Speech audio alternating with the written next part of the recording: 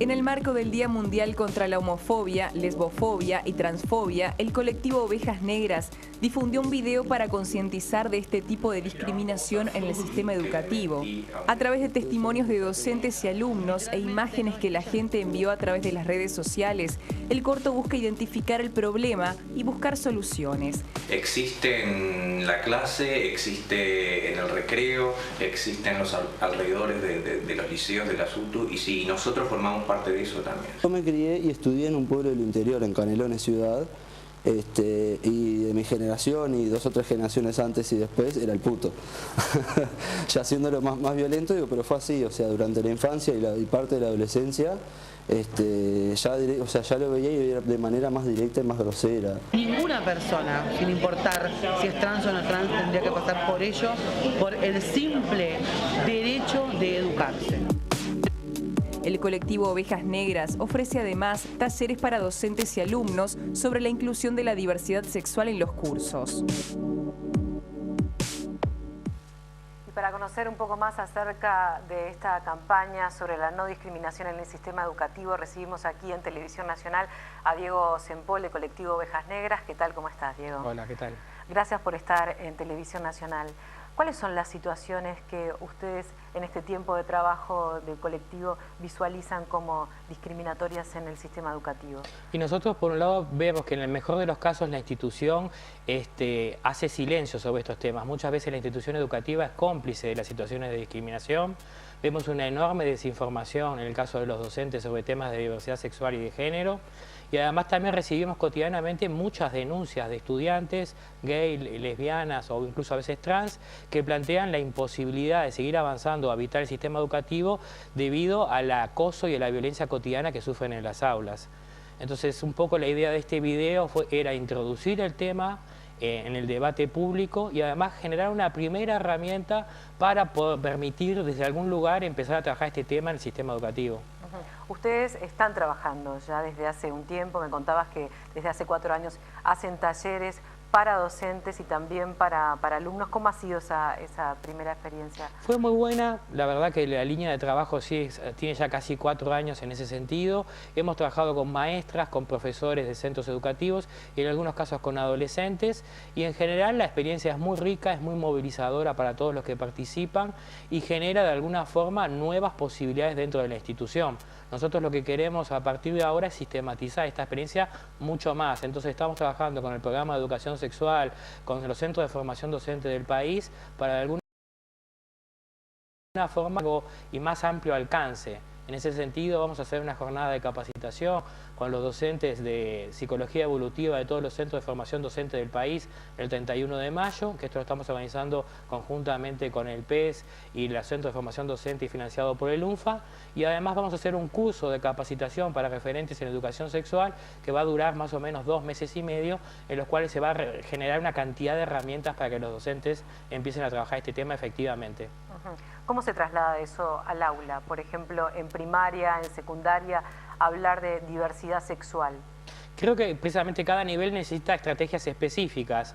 En el caso de primaria es imprescindible, por ejemplo, apelar a juegos o a cuentos para niños que de alguna forma introduzcan la existencia de arreglos familiares que no son los socialmente considerados hegemónicos. Hoy por hoy el sistema educativo sigue hablando de un único modelo de familia, que es la familia de papá, mamá con nene y nena, cuando en realidad esto solo representa el 30% de los arreglos familiares que existen en nuestra sociedad.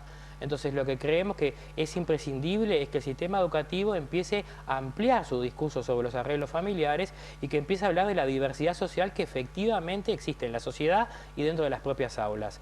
Esto es imprescindible ¿para qué? Para generar climas de convivencia que sean respetuosos de la diversidad sexual y a su vez combatir de fondo los problemas de discriminación que se comienzan a enquistar dentro del sistema educativo. Hablábamos fuera de cámara un poco de algunos ejemplos de cómo se podía trasladar la diversidad sexual al aula, por ejemplo, en secundaria. Por ejemplo, ¿cómo podría ser? Y por ejemplo, en el caso de historia, los programas de historia de 4.º año trabajan en el siglo XX, entonces se podía trabajar perfectamente el surgimiento del movimiento homosexual en Estados Unidos, o el movimiento de los derechos, por la lucha por los derechos civiles también en ese marco. Se puede trabajar en el caso de programas que trabajan la cuestión de la Edad Media, la Inquisición, y cómo precisamente hizo objeto en diferentes grupos, entre ellos a los disidentes sexuales en sus mecanismos de persecución. En el caso de la literatura, agarrar autores que tienen una trayectoria, una biografía en este sentido, García Lorca, y presentarlo, o de repente agarrar un texto, un poema lésbico, y a partir de eso utilizarlo como una cuestión disparadora para generar la discusión. O sea, la idea es tratar de transversalizar efectivamente los temas dentro del sistema educativo, y para eso cada asignatura, cada docente tiene que construir sus propias herramientas. Nosotros estamos construyendo algunas a forma de ejemplo para facilitar ese proceso. ¿Y hasta ahora han tenido una buena respuesta por parte de los docentes o hay cierta resistencia? No, hay una altísima demanda realmente por parte de los docentes. Hoy por hoy nosotros a nuestra página web o para el Facebook nos llegan 5 o 6 pedidos por día para hacer talleres de formación. O sea que lo que está claro es que realmente es un tema que no se sabe mucho y que además hay una altísima demanda de formación específica en esa área. Realidades distintas, Montevideo Capital, Capital, el interior, ¿no? Sí. ¿Cómo abordar esa realidad del interior? Porque incluso en los testimonios que compartíamos recién se habla de que es mucho más difícil ser homosexual en el interior, hablar de sexualidad en el interior que en Montevideo. Sí, hay zonas del interior donde todavía la realidad sigue siendo como casi los años 80 en Montevideo, donde ser homosexual, donde ser lesbiana visiblemente genera agresión física, golpizas, problemas realmente serios que muchas veces ni siquiera la institución toma como un problema a trabajar.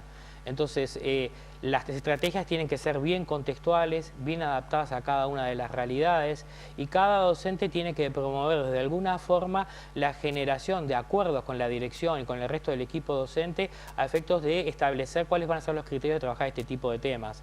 Esto es lo que genera más coherencia institucional y además evita las desinteligencias internas, que lo que hacen de alguna forma es dificultar mucho más el discurso institucional y cómo los adolescentes se relacionan con él, ¿no? ¿La aprobación del matrimonio igualitario facilita hablar de estos temas? Yo creo que sí, en el sentido de que hoy por hoy somos, hoy los uruguayos un poquitito más iguales en todos los niveles. Y de alguna forma, en términos jurídicos, hoy gay, lesbianas y trans podemos contraer matrimonio, podemos adoptar, y por lo tanto tenemos todas las legalidades del caso con respecto al resto del sistema social. Y esto lleva a que se pueda hablar de estos temas tranquilamente dentro del sistema educativo, porque existe amplio consenso social de que está bien, y que además la voluntad del sistema político fue muy clara. La votación del matrimonio igualitario fue mayoritariamente, votó el Frente Amplio, el Partido Colorado y buena parte del Partido Nacional.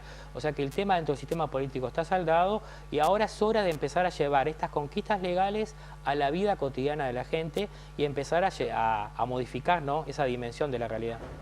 Diego, ¿cómo puede hacer un docente o una institución si están interesados en participar de esta experiencia de los talleres? Pueden escribirnos a nuestro Facebook, o si no a social@ovejas.org, y ahí solicitando un taller o una instancia de formación, ahí se ponen en contacto, nos ponen a nosotros en contacto con la Comisión de Educación de Ovejas Negras, y nos ponemos en contacto con ellos para coordinar día, hora y los contenidos específicos. Diego, te agradezco mucho tu tiempo. No, gracias a ustedes. Gracias por estar en Televisión Nacional. Con ustedes me reencuentro el próximo jueves. Siguen en TNU Noticias.